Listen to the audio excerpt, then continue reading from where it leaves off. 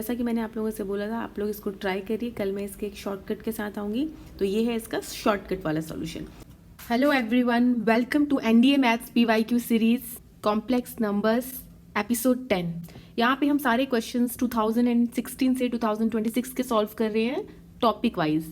तो अभी हम सॉल्व कर रहे हैं एनडीए 2 2024 का कॉम्प्लेक्स नंबर का क्वेश्चन। ओके, सो क्वेश्चन है what is the value of the sum. ये समेशन दिया हुआ है और हमें वैल्यू फाइंड आउट करनी है कि इस समेशन की वैल्यू क्या होगी। तो ये जो समेशन के अंदर है वो हमें दिया है i n minus one i n plus one summation में। हमने सबसे छोटी पावर आई की एन माइनस वन कॉमन ले ली, तो ब्रैकेट में बच गया वन प्लस आई स्क्वायर। इसको समझने के लिए आप ये एग्जाम्पल ले लीजिए। अगर आई स्क्वायर प्लस आई क्यूब होता तो सबसे छोटी जो आई की पावर है हम वो कॉमन लेते हैं, तो ब्रैकेट में क्या बचा था वन प्लस आई स्क्वायर। सेम कॉन्सेप्ट आप यहाँ पे अप्लाई कर लीजिए। आई एन माइनस वन सबसे छोटी पावर थी, कॉमन ले लिया तो ब्रैकेट में बच गया वन प्लस आई स्क्वायर। अब जब हमने i n minus one common ले लिया तो ब्रैकेट में ये बच गया। आई स्क्वायर की वैल्यू क्या होती है माइनस वन, यहाँ पे पुट कर दी तो सॉल्व करके क्या हो गया आई एन माइनस वन बाहर, ब्रैकेट में आई। और जब इसको सॉल्व किया बेस सेम है, पावर्स ऐड हो जाएंगी, n minus one plus one तो आई की पावर एन।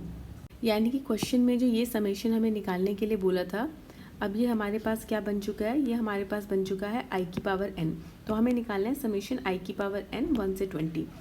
तो समेशन में हमने क्या किया, एन की वैल्यू एक बार 1 पुट की, फिर 2 पुट की, फिर 3 पुट की, कहाँ तक 20 तक। और समेशन की वजह से बीच में प्लस का साइन लगा दिया।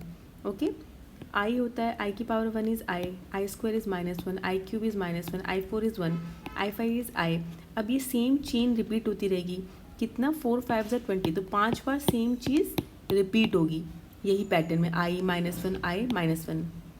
अब हमने ये जो हमने यहाँ पे बताया इसका यूज़ हम करेंगे यहाँ पर। ओके, तो पहला आ गया आई की, फिर 2 is minus one, 3 is minus I, 4 is one.